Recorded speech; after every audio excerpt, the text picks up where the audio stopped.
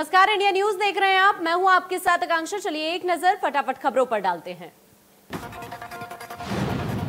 CM Manohar Lal की अध्यक्षता में प्री स्कूल खोलने के संबंध में हुई बैठक में 1000 स्मार्ट प्ले वे स्कूल खोलने का फैसला लिया गया है। सीएम ने 28 फरवरी को बजट पेश करते हुए इसकी घोषणा की थी। प्रदेश सरकार की घोषणा के मुताबिक स्मार्ट प्ले वे स्कूल खोलने का मकसद 3 से 6 साल के बच्चों को क्वालिटी एजुकेशन देना है। सीएम ने प्राइमरी स्कूल के परिसर में चल रहे आंगनवाड़ी केंद्रों को smart learning play way school में बदलने के निर्देश दिए। सीएम ने कहा कि स्मार्ट प्ले वे स्कूल के बच्चों के संज्ञानात्मक विकास के लिए पाठ्यक्रम को एनिमेशन और ऑडियो विजुअल के रूप में डिजाइन किया जाना चाहिए। सीएम ने कहा कि annual status of education report के मुताबिक बच्चों के जीवन के पहले 1000 दिन स्कूली शिक्षा और सीखने के लिए जरूरी होते हैं, जो संभावित रूप से उनके भविष्य के रास्ते को आकार देते हैं। मुख्यमंत्री ने कहा कि संज्ञानात्मक क्षमताओं को विकसित करने वाली प्ले आधारित गतिविधियों को प्रोत्साहित करने की आवश्यकता को समझते हुए 1000 स्मार्ट प्ले वे स्कूल खोले जाएंगे। उन्होंने कहा कि इन स्कूलों में शिक्षा की गुणवत्ता में सुधार किया जाना चाहिए।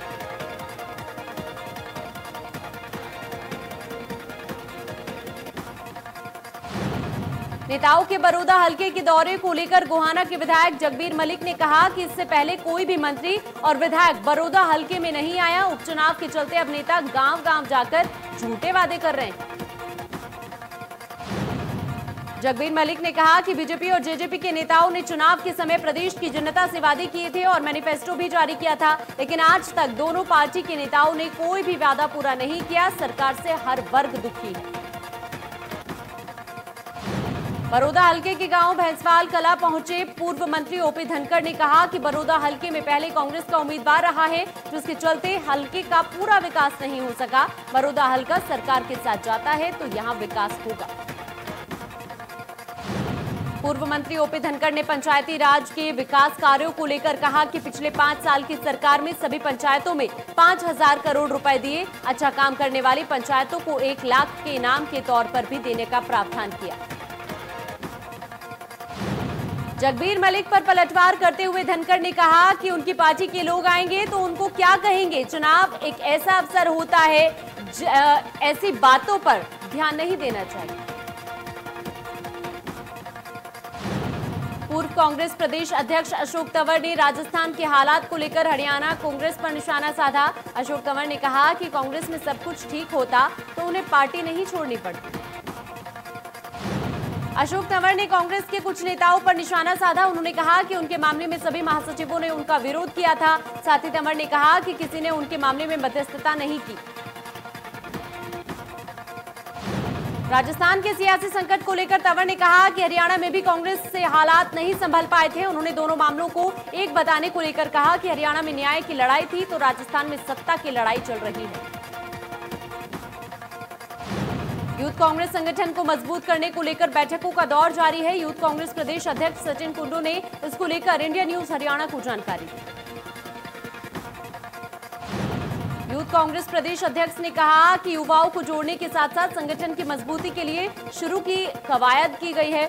कांग्रेस हर मुद्दे को लेकर लोगों के बीच में जा रही है। सचिन कुंडू ने आरोप लगाते हुए कहा कि प्रदेश में सरकार ने बेरोजगारी बढ़ाने का काम किया है। बेरोजगारी में प्रदेश नंबर 1 बना है। भिवानी में हटाए गए पीटीआई टीचर्स का धरना लगातार जारी है। 18 जुलाई को सरखाप महापंचायत में फैसला लिया जाएगा। टीचर्स का कहना है कि जिस दिन से हटाया गया उस तारीख से बहाली की जानी चाहिए। पीटीआई टीचर्स ने 2 टूक शब्दों में कहा है कि वो ना तो कोई परीक्षा देंगे और ना ही किसी तरह का इंटरव्यू देंगे, क्योंकि नौकरी में भर्तियों के दौरान परीक्षा और इंटरव्यू एक ही बार होता है। पलवल में हरियाणा विद्यालय अध्यापक संघ और शारीरिक शिक्षक संघर्ष समिति के संयोजन में नौकरी बहाली की मांग को लेकर पीटीआई टीचर्स का क्रमिक अनशन 32वें दिन भी जारी रहा। जल्द रणनीति बनाई जाएगी। पीटीआई टीचर्स ने कहा कि सरकार पीटीआई के आंदोलन को लगातार नजरअंदाज कर गैर जिम्मेदाराना व्यवहार कर रही है और पीटीआई परिवारों के भविष्य को अंधकार में धकेलकर कोर्ट के आदेश का पालन करने का ढोंग कर रही है। महेंद्रगढ़ में बस स्टैंड के सामने भवन निर्माण, ऑल ट्रेड यूनियन और मजदूरों का अनिश्चितकालीन धरना जारी है। मजदूरों ने सरकार के खिलाफ नारेबाजी करते हुए प्रदर्शन किया और सरकार का पुतला फूंका। मजदूरों ने कहा कि अभी तक किसी कर्मचारी और अधिकारी ने भवन निर्माण के साथियों की कोई सूद तक नहीं ली है। अगर सरकार और कर्मचारी का ये इसी तरह का रवैया रहा तो मजदूर भूख हड़ताल करेंगे। कुरुक्षेत्र के पर्यावरण को स्वच्छ बनाने को लेकर विधायक सुभाष सुधा ने कहा कि शहर में साइकिलिंग को बढ़ावा दिया जाएगा। विधायक ने कहा कि इसके तहत पेडल बियॉन्ड की पहल पर गलियारा बना है। विधायक सुभाष सुधा ने कहा कि साइकिलिंग गलियारे में सुबह 5 बजे से 7 बजे और शाम 6 बजे से 8 बजे तक साइकिल सवार लोगों को ही जाने की इजाजत दी जाएगी। कोरोना महामारी के बीच लोगों को स्वस्थ रखने को लेकर साइकिलिंग को बढ़ावा दिया जाएगा। वहीं इसको लेकर उपायुक्त ने कहा कि गलियारे के तहत कुछ सड़कें निर्धारित समय के लिए मोटर यातायात के लिए बंद कर दी जाएगी। कैथल में मानसून से निपटने के लिए प्रशासन पूरी तरह से तैयार है। सीडीएम ने कहा कि डीसी के आदेश के मुताबिक हर जगह तैयारियां कर ली गई हैं। हर गांव में एक जनरेटर भेज दिया गया है। जल भराव होने पर पानी निकाल दिया जाएगा।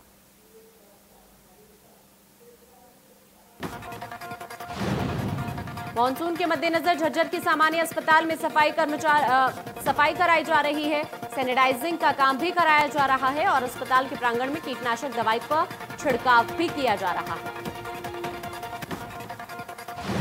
सीएमओ ने बताया कि डेंगू और मलेरिया के लिए टीमें गठित कर दी गई हैं और शहर की कॉलोनियों में टीमों को भेजा जाता है। कहीं पर जल भराव है तो वहां दवा डाली जाती है जिससे मच्छर का लार्वा ना पनपे। लोगों को भी जागरूक किया जाता है। पलवल में कोरोना संकट के बीच सब्जियों के दाम 3 गुना बढ़ गए हैं। टमाटर, आलू और हरी सब्जियों के दाम आसमान छू रहे हैं। टमाटर 60 से 70 रुपए किलो तो आलू 30 से 40 रुपए प्रति किलो के हिसाब से बेचा जा रहा है। प्याज भी लोगों की आंखों से आंसू निकाल रही है, जिसकी वजह से पलवल की सब्जी मंडी भी सूनी दिखाई देने लगी है और सब्जी विक्रेता परेशान है। बारिश और बढ़ते डीजल के दाम इसकी मुख्य वजह मानी जा सकती है। गुरुग्राम में सदर बाजार की दुकानें सील करने के मामले में बीजेपी विधायक सुधीर सिंगला का बयान सामने आया। उन्होंने कहा कि 50,000 के जुर्माने को लेकर कारोबारी राहत दी गई है कारोबारियों को। विधायक सिंगला ने कहा कि जुर्माना राशि 50,000 रुपए से घटाकर 2,000 रुपए कर दी गई है। उन्होंने कहा कि निगम के अधिकारियों से इसको लेकर बात की गई कि कोरोना संकट के बीच 50,000 रुपए देना संभव नहीं है। विधायक सिंगला ने कहा कि अतिक्रमण पर व्यापारियों से बात कर समाधान निकालेंगे। सदर बाजार में दुकानें सील करने के विरोध में सदर बाजार के व्यापारी धरने पर बैठे हैं। कारोबारियों का कहना है कि निगम के अधिकारी मनमानी कर रहे हैं। रेवाड़ी में अब फास्ट फूड और चिकन कॉर्नर देर रात तक खुलने वालों की खैर नहीं है। जिला प्रशासन के आदेशों के खिलाफ देर रात तक फास्ट फूड और चिकन कॉर्नर की दुकान खोलने वालों पर कार्रवाई की जाएगी। देर रात तक चिकन कॉर्नर खोलने को लेकर 6 दुकानदारों के खिलाफ मामला दर्ज किया गया है। शहर में जिला प्रशासन की ओर से रेस्टोरेंट, होटल समेत तमाम कारोबारियों को आदेश जारी कर दिए गए। कुरुक्षेत्र में कोविड नियमावली का उल्लंघन देखने को मिला। सेक्टर 7 के फिटनेस फर्स्ट जिम में रेड की गई, जिसमें 17 लड़के वर्कआउट करते पाए गए। जिम मालिक के खिलाफ भी केस दर्ज किया गया और बिना मास्क वालों का चालान किया गया। करनाल के 16 साल के पैरा एथलीट कर्णजोत का ज्वेलियन थ्रो में खेलो इंडिया टीम में चयन हुआ, जिससे कर्णजोत ने पूरे प्रदेश और देश का नाम रोशन किया। साल 2024 में पेरिस में होने वाली प्रतियोगिता में कर्णजोत का चयन हुआ था, जिसके बाद अब कर्णजोत 4 साल तक स्पोर्ट्स अथॉरिटी ऑफ इंडिया के गुजरात के कैंप में तैयारी करेंगे। साथ ही तैयारी के लिए केंद्र सरकार कर्णजोत को 50,000 रुपए प्रति महीना आर्थिक सहायता भी देगी। कर्णजोत ने बताया कि पहले वो मैदान में खेलने के लिए जाते थे, लेकिन मधुबन में सीनियर खिलाड़ियों से जेवेलियन खेल सीखकर प्रैक्टिस शुरू की और कर्ण स्टेडियम में लगातार 2 साल से जेवेलियन थ्रो की प्रैक्टिस कर रहे हैं। कैथल के कसान गांव में एक मकान की छत गिर गई, जिसके मलबे में परिवार के 4 लोग दब गए। हादसे में 12 साल के बच्चे की मौत हो गई, 3 लोग घायल बताए जा रहे हैं। यमुनानगर के दामला के किसान ने मक्के का दाना निकालने की मशीन तैयार की, जिससे न सिर्फ कच्चे मक्के का दाना निकलता है बल्कि उसका दूध भी निकाला जा सकता है। किसान ने कहा कि मशीन से काफी फायदा होगा। अंबाला के शमशानों में मृतक का ऑनलाइन रिकॉर्ड दर्ज किया जाएगा। व्यक्ति की मौत के बाद डेथ सर्टिफिकेट लेने में परिजनों के सामने आने वाली समस्याओं के समाधान को हल करने के लिए अंबाला प्रशासन ने एक कदम उठाया। इसके लिए बाकायदा नगर परिषद की तरफ से शमशानों में टैब भी दिए जाएंगे और संस्कार के समय ही मृतक की जानकारी ऑनलाइन अपलोड कर दी जाएगी। अधिकारियों ने कहा कि परेशानियां खत्म होंगी। हिसार के अग्रोहा धाम में अग्रोहा विकास ट्रस्ट की बैठक हुई, जिसमें अग्रोहा धाम के विकास कार्यों पर विचार किया गया। राष्ट्रीय कार्यकारी अध्यक्ष बजरंग गर्ग ने केंद्र और प्रदेश सरकार से अपील की कि अग्रोहा को रेल लाइन से जोड़ा जाए। सोनीपत में दोस्ती की एक नई मिसाल पेश की गई है। दो छात्राओं की सीबीएसई 10वीं परीक्षा के रिजल्ट में बराबर अंक आए। दोनों सहेलियों ने जिले में टॉप किया, प्रदेश में दूसरे और तीसरे स्थान पर आए। ये पहली बार नहीं हुआ है। दोनों छात्राओं के माने तो ये दोनों इकट्ठे ही रहती हैं और 8वीं क्लास में भी दोनों के बराबर अंक आए थे। दोनों सहेलियों में खुशी है और दोनों ही सिविल सर्विसेज में जाना चाहती हैं। फरीदाबाद के सेक्टर 14 में सामाजिक संस्था ने एक अनोखी पहल की। सावन के महीने में फलदार और छायादार वृक्ष लगाए जाते हैं, लेकिन इन महिलाओं ने एक हर्बल पार्क विकसित करने की प्लानिंग की। रोहतक में गिजी समझाना रोड पर ड्रेन में एक युवक का शव मिला, जिसकी चोट मारकर हत्या की गई थी। परिजनों ने मौके पर पहुंचकर युवक की शिनाख्त की। मामले की पुलिस को भी सूचना दी गई। अभी तक हत्या के कारणों का खुलासा नहीं हुआ है, लेकिन परिजनों ने गांव के ही रहने वाले कई युवकों पर हत्या का आरोप लगाया। पुलिस ने मामले में एक युवक को हिरासत में भी लिया और पूछताछ की जा रही है। सिरसा में पुलिस ने गांव नाथुश्री कला में हुए दोहरे हत्याकांड का सिर्फ 48 घंटे में पर्दाफाश करते हुए मुख्य आरोपी और एक महिला सहित 4 आरोपियों को काबू करने में बड़ी सफलता हासिल की। एक आरोपी अभी भी फरार है। कैथल में पुलिस ने पिछले 2 महीनों में गुम हुए 17 मोबाइलों को ढूंढा और उनके मालिकों को सौंपा, जिनकी कीमत लगभग 2 लाख बताई जा रही है। एसपी ने कहा कि ये कोशिश है कि मोबाइल मालिकों तक पहुंचाया जाए। कैथल एसपी ने कहा कि बुलेट में पटाखे बजाने वाले लोगों के खिलाफ भी हमने अभियान चला रखा है। पटाखे से प्रदूषण भी होता है। इसके अलावा अतिक्रमण करने वालों के खिलाफ भी कार्रवाई की जाएगी। हाई प्रोफाइल गैंगरेप मामले को लेकर महिला आयोग की सदस्य नम्रता गौड़ करनाल पहुंची। महिला आयोग ने महिला थाना इंचार्ज और डीएसपी से मामले को लेकर जानकारी ली। दरअसल प्रताप पब्लिक स्कूल के मालिक और तहसीलदार पर स्कूल टीचर ने गैंगरेप समेत कई सनसनीखेज आरोप लगाए हैं। वहीं महिला टीचर के खिलाफ स्कूल मालिक ने ब्लैकमेलिंग का आरोप लगाया। दोनों मामलों की 2 एसआईटी अलग अलग जांच कर रही है। सोनीपत के खरखोदा थाना क्षेत्र में मनोज नाम के शख्स की हत्या मामले में गांव के ही 3 लोगों को गिरफ्तार किया गया। बताया जा रहा है कि तीनों की किसी बात को लेकर मनोज के साथ झगड़ा हो गया था। रंजिश के चलते तीनों आरोपियों ने शख्स को पहले शराब पिलाई और फिर पानी में डुबोकर उसको मौत के घाट उतार दिया। थाना प्रभारी विजेंद्र सिंह ने बताया कि 8 जुलाई को शख्स की हत्या की गई थी। फतेहाबाद पुलिस ने पूना इलाके में बीते दिनों मार्बल व्यापारी की शोरूम में घुसकर व्यापारी को गोली मारने के मामले में तीसरे आरोपी को गिरफ्तार कर लिया। पकड़ा गया आरोपी संदीप हिसार के बुढ़ाना गांव का रहने वाला है। एसपी ने बताया कि आरोपी ने अपने 5 साथियों के साथ मिलकर भुना इलाके में मार्बल शोरूम में घुसकर व्यापारी की गोली मारकर हत्या की थी। इसके बाद व्यापारी बुरी तरह से घायल हो गया।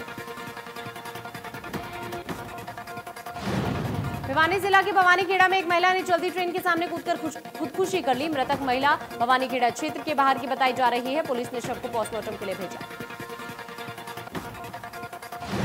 जीआरपी के मुताबिक महिला की पहचान नहीं हो पाई। पहचान के लिए महिला के कपड़े और सामान के बारे में पुलिस ने जानकारी दी। भिवानी पुलिस ने हत्या के करीब 8 साल पुराने मामले का पर्दाफाश किया। जगराम गांव में एक जला हुआ शव पुलिस ने बरामद किया था। हत्या के मामले में पुलिस ने नारनौल से आरोपी को गिरफ्तार किया। थाना प्रभारी श्री भगवान के मुताबिक आरोपी ने 2 दिसंबर 2012 की रात को अपने बेटे और कुछ साथियों के साथ मिलकर अपने ही दोस्त गजराज का गला दबाकर उसकी हत्या कर दी थी। आरोपी ने शव को सड़क पर पेट्रोल से आग लगाकर फेंक दिया। पुलिस के मुताबिक आरोपी कुलदीप ने मृतक के परिवार को अपने साथ रखना शुरू कर दिया था। मृतक की नाबालिग बेटी की अपने बेटे योगेश के साथ शादी कर दी थी। पुलिस के मुताबिक आरोपी के बेटे योगेश और मृतक की बेटी की कहासुनी हुई और मृतक की बेटी ने ससुराल पक्ष पर दहेज उत्पीड़न का आरोप लगाया। मृतक की बेटी ने अपने ससुर यानी आरोपी कुलदीप पर बलात्कार के भी आरोप लगाए, जिसके बाद पूरे मामले का खुलासा हुआ।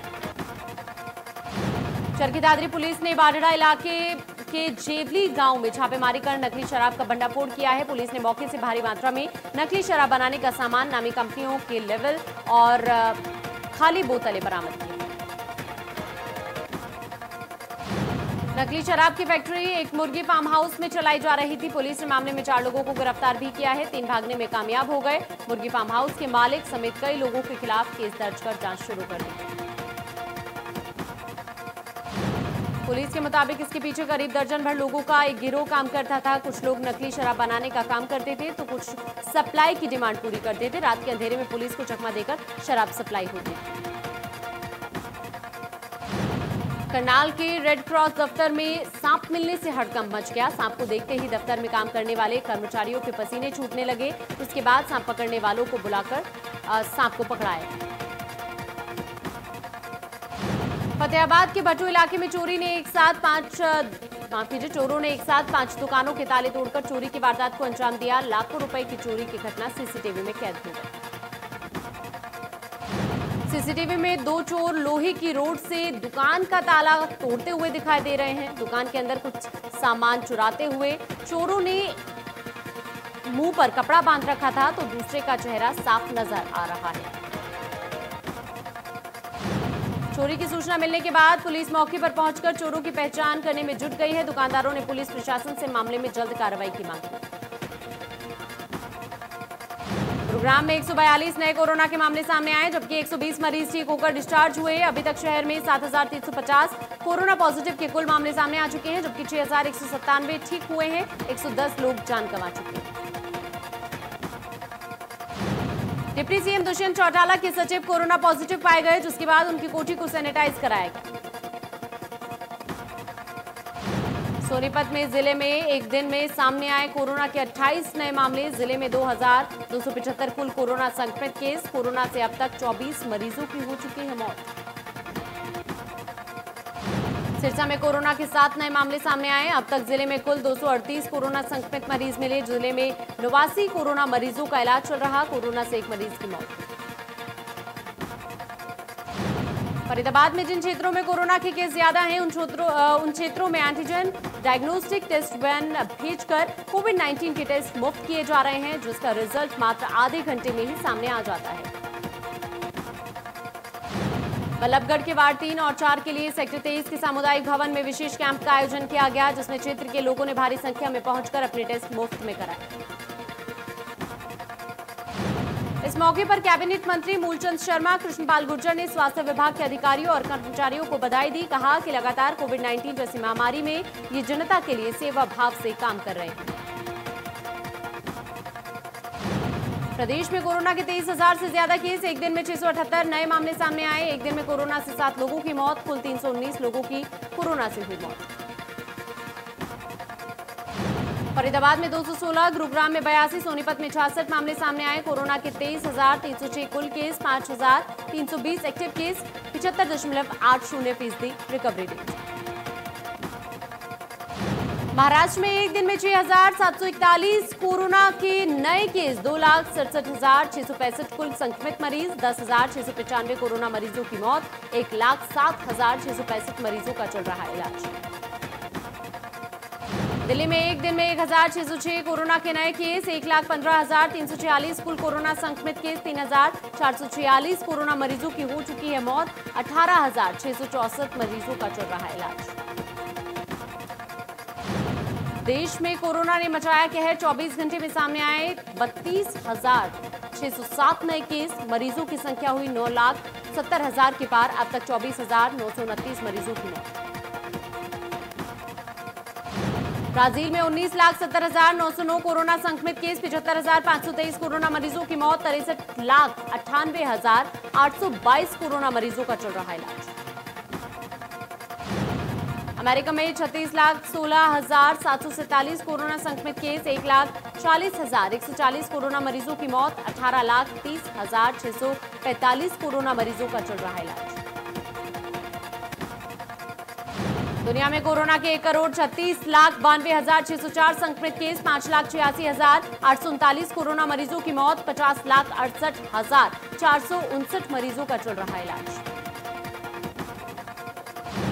दुनिया भर की जानी मानी हस्तियों का Twitter account hack, Apple, Elon Musk और बिल गेट्स का ट्विटर अकाउंट हैक हुआ। बराक ओबामा और बेंजामिन नेतन्याहू का भी ट्विटर अकाउंट हैक किया गया। ट्विटर सीईओ ने कहा कि यह हमारे लिए कठिन वक्त है। बॉलीवुड एक्ट्रेस सारा अली खान अक्सर सोशल मीडिया पर एक्टिव रहती हैं और अपनी फोटो और वीडियो शेयर कर फैंस से जुड़ी रहती हैं। हाल ही में सारा अली खान ने अपने बचपन की तस्वीर साझा की, जिसमें वो अपने पिता सैफ अली खान के साथ नजर आ रही हैं। हाल ही में सलमान खान और साई मांजरेकर का एक पुराना वीडियो सोशल मीडिया पर सबका खूब ध्यान खींच रहा है, जिसमें दोनों कलाकार साथ में मुन्ना बदनाम हुआ पर डांस करते हुए दिखाई दे रहे हैं। सलमान खान और साई का डांस देखकर फैंस भी खूब एक्साइटेड नजर आ रहे हैं। बॉलीवुड के मशहूर एक्टर सुशांत सिंह राजपूत के निधन को 1 महीने से ज्यादा का वक्त बीत चुका है। हाल ही में सुशांत सिंह राजपूत से जुड़ा एक वीडियो खूब सबका ध्यान खींच रहा है। इस वीडियो में एक्टर दिल बेचारा की को स्टार संजना सांघी के साथ रोमांटिक डांस करते हुए दिखाई दे रहे हैं। राजकुमार राव और Fatima Sana Shaikh star film Ludo Netflix पर आएगी। इस बात का ऐलान खुद राजकुमार ने अपने इंस्टाग्राम पोस्ट के जरिए किया है। अनुराग बसु की डायरेक्शन में बनी फिल्म लूडो का एक सीन शेयर करते हुए राजकुमार ने ऐलान किया। सुष्मिता सेन सोशल मीडिया पर काफी एक्टिव हैं। हाल ही में उन्होंने एक वीडियो अपने इंस्टाग्राम अकाउंट पर शेयर किया। इस वीडियो में बॉयफ्रेंड रोमन शॉल्ट सुष्मिता की बेटी अलीशा को मैथ्स पढ़ाते हुए नजर आ रहे हैं। वीडियो काफी क्यूट है। सोशल मीडिया पर इसे काफी पसंद भी किया जा रहा है। Bigg Boss 13 fame Himanshu Khurana ने कोरोना वायरस का टेस्ट कराया है। एक्ट्रेस की मैनेजर ने जानकारी दी कि हिमांशु पिछले 2 दिनों से ठीक महसूस नहीं कर रही हैं, जिसके बाद उन्होंने कोविड टेस्ट कराया। हालांकि इसकी रिपोर्ट अभी सामने नहीं आई। कोरोना वायरस महामारी के बीच हजारों माइग्रेंट वर्कर्स की मदद कर देश भर में चर्चा में आए सोनू सूद अब अपने इन अनुभवों को किताबों की शक्ल देने जा रहे हैं। मशहूर publication house penguin random house India ने बताया कि ये किताब इस साल के अंत तक प्रकाशित होगी। रामानंद सागर की रामायण में लक्ष्मण की भूमिका निभाने वाले एक्टर सुनील लहरी के बेटे कृष पाठक की एल्बम ज्यूं कैसे रिलीज हो गई है। दर्शकों को ये कृष की एक्टिंग काफी पसंद आ रही है। रश्मि देसाई ने सोशल मीडिया पर एक वीडियो शेयर किया है, जिसे बार बार देखा जा रहा है। इस वीडियो में रश्मि देसाई का ये दो अंदाज देखने के लिए मिल रहे हैं। इस वीडियो को अब तक 6 लाख से ज्यादा देखा जा चुका है।